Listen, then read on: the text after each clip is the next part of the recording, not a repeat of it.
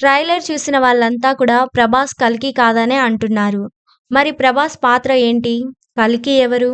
కొత్తగా నాగ్ అశ్విన్ ఏం twist plan చేశాడు అని సోషల్ మీడియాలో కామెంట్ చేస్తున్నారు. ప్రభాస్ కల్కి సినిమా కోసం దేశవ్యాప్తంగా అభిమానులు, ప్రేక్షకులు ఎదురుచూస్తున్నారు. నిన్న కల్కి సినిమా ట్రైలర్ రిలీజ్ చేసిన సంగతి తెలిసిందే. ఇప్పటికే ఈ సినిమాపై భారీ అంచనాలు ఉండగా కల్కి ట్రైలర్తో మరిన్ని అంచనాలు పెరిగాయి.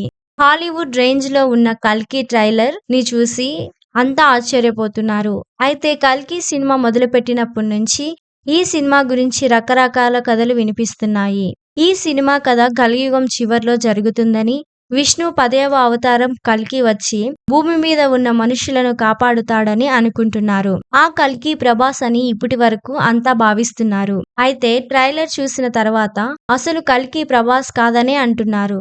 తాజాగా కల్కి ట్రైలర్ రిలీజ్ చేసిన తర్వాత ఆ ట్రైలర్ చూసి చాలా మంది మరో కొత్త కథను అనుకుంటున్నారు. ట్రైలర్లో దీపికా పదుకోన్ గర్భవతిగా కనిపిస్తుంది. అమితాబ్ మహాభారతంలోని అశ్వత్థామ అని ఇప్పటికే చెప్పేశారు. చిరంజీవిగా కలియుగం చివరి వరకు ఉంటాడు. అమితాబ్ ట్రైలర్లో నేను రక్షించాల్సింది ఒక్కన్నే అని చెప్తాడు. అలాగే దీపికాతో నువ్విప్పుడు కనబోయేది మామూలు ప్రాణం కాదమ్మా, సృష్టిని నేను కాపాడుతానని చెప్తాడు. అయితే ఓ షాట్ లో దీపిక, ప్రభాస్ కలిసినట్లు చూపిస్తారు. అలాగే ప్రభాస్, అమితాబ్ పాత్రలకు ఫైట్ జరిగినట్లు కూడా చూపించారు.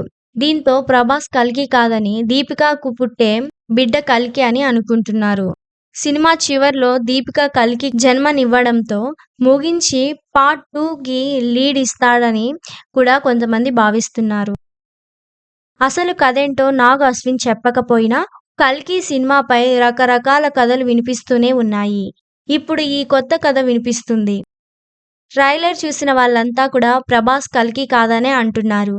మరి ప్రభాస్ పాత్ర ఏంటి? కల్కి ఎవరు? కొత్తగా నాగ్ అశ్విన్ ఏం ట్విస్ట్ ప్లాన్ చేశాడు అని సోషల్ మీడియాలో కామెంట్ చేస్తున్నారు. అసలు కథ తెలియాలంటే జూన్ 27 వరకు సినిమా వచ్చేదాకా ఎదురు చూడాల్సిందే. మరి ఇలాగే మరిన్ని అప్డేట్స్ చూస్తూ ఉండాలంటే సూపర్ సినీ షో ఛానల్ను సబ్స్క్రైబ్ చేసి ఒక లైక్ కొట్టి మీరేమనుకుంటున్నారో కామెంట్ రూపంలో మాకు తెలియజేయండి.